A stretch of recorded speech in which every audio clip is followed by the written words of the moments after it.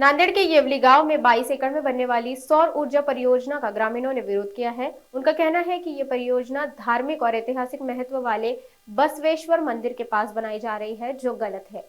नांदेड़ जिले के हदगांव तालुका के येवली गांव में सौर ऊर्जा परियोजना को लेकर विवाद खड़ा हो गया है। ग्रामीणों का कहना है कि ये परियोजना उस स्थान पर बनाई जा रही है जहां प्राचीन बसवेश्वर मंदिर स्थित है, जिसे तीर्थ स्थल का दर्जा प्राप्त है। इस मंदिर में हर साल श्रावण माह में बड़ी यात्रा का आयोजन होता है और ये धार्मिक दृष्टि से बेहद महत्वपूर्ण स्थान है।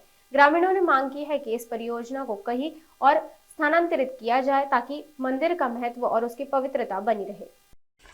आम्ही येवली येथील रहिवासी असून आमच्या गावातलं हे देवस्थान जे आहे ते फार पुरातन काळातलं आणि छत्रपती शिवाजी महाराजाच्या अगोदरच्या काळातलं हे मंदिर आहे। त्याच्या या घंट्यावर फसलीमधल्या काही तारका आहेत इथल्या, आणि इथले जे झाडं किंवा इथलं निसर्गरम्य वातावरण आहे ते हजारो वर्षापूर्वीचे झाडं आहेत। आता हे जर सगळी कटाई होऊन जर या ठिकाणी जर सगळं साम्राज्य तुमच्या या लोखंडाचं जर होत असेल तर या आमच्या धार्मिक स्थळाचं हे एक प्रकारचं उद्ध्वस्त केल्यासारखं होणार आहे। तरी शासन जरी करत असेल तर आम्ही इथली जनता किंवा या पंचक्रोशीतले हे जे आमचे 10 गावं जे आहे हे इथलं होऊ देणार नाहीत। इथं काही जरी वातावरण झालं तरी फार इथं वेगळ्या पद्धतीनं मग आम्हाला विरोध करावा लागेल।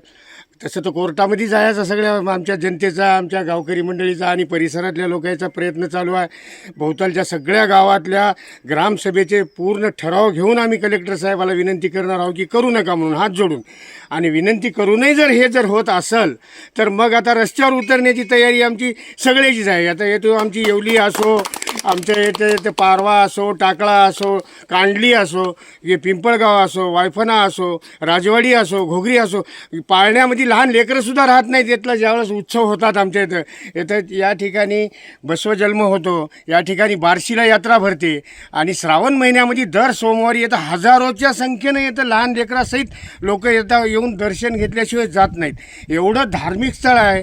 आणि मागच्या काळामध्ये आमच्या आमदार साहेबांनी, माधवराव पाटलांनी येतं धार्मिक स्थळामध्ये सुद्धा ते काय पर्यटकामध्ये आमच्या येवलीचं नाव आलेलं आहे येतं पर्यटक स्थळ म्हणून। अरे त्याला निधी तर द्यायला कोणी तयारच नाही। मात्र आता मला सांगा तुम्ही, आता हे उद्ध्वस्त करायचं मागं शासन लागलं तर ही गोष्ट चांगली नाही। बरं, काही काळामध्ये मागच्या याच्यामध्ये आमच्यातल्या सरपंचाच्या खटपटीमुळं बिचाऱ्याने खूप येतं निधी आणून येतं काय गट्टू फिटू मधात मंदिरात परिसरामध्ये काय मधातला, पण बाहेरला जे परिसर आहे येतं तळं आहे, येतं निसर्गरम्य वातावरण आहे, बाहेरगावचे शाळेतले लोकांच्या सहली येतात लेकरायच्या, आणि एवढाली झाडं त्याच्या आयुष्यात पाहायला न भेटले असतील असे झाडं येतात। एवढं जर नष्ट करून जर कलेक्टर साहेब जर जिद्दीनं करत असतील, काही चुका झाल्या असतील, अगोदर काय झालं आमच्यातले गट नंबर टाकण्यामध्ये आमच्या ग्रामसेवक साहेबाची चूक झाली। आता आम्ही ना हरकत शासनाची जमीन, शासनाची जागा म्हणून आम्ही दिली, पण कोणती दिली आमच्या तर बाकीचं काही गायरान आहे त्या ठिकाणी करायला आमच्या समस्त गावकऱ्याचा विरोध नाही। त्यातलं काम झालं तरी हरकत नाही, पण हा जे आमचा सेपरेट जे गट नंबर आहे कोणता या बसवेश्वराचा, तर याच्यामध्ये किती 75 आहे का 158चा, तर याच्यामध्ये आम्ही आधी असं तुम्हाला काहीही काम करू देणार नाही। कारण याच्या अगोदर आम्ही गावकरी मंडळीनं एवढी मोठी बंच एक फाईल तयार केलेली आहे की आम्ही कलेक्टर ऑफिसला दिले की हे जे गट नंबर आहे ते आमच्या बसवेश्वराच्याच नावाने याची सातबारा झाली पाहिजे, त्याची नोंद झाली पाहिजे, पण ते सुद्धा शासनानं लक्षात घेतलं नाही। ते तशीच फाईल कलेक्टर ऑफिसला पडून आहे, पण हरकत नाही त्याच्या नावानंच व्हावं अशातला काही भाग नाही। सगळंच शासनाचं होय, आम्ही शासनाचे हो, मंदिरं शासनाचं होय, पण येतं दुसरा निधी देऊन येतं बाल उद्यान करा, लेकरं खेळवायचं करा, दुसरे शाळेचे येते सहली येतात।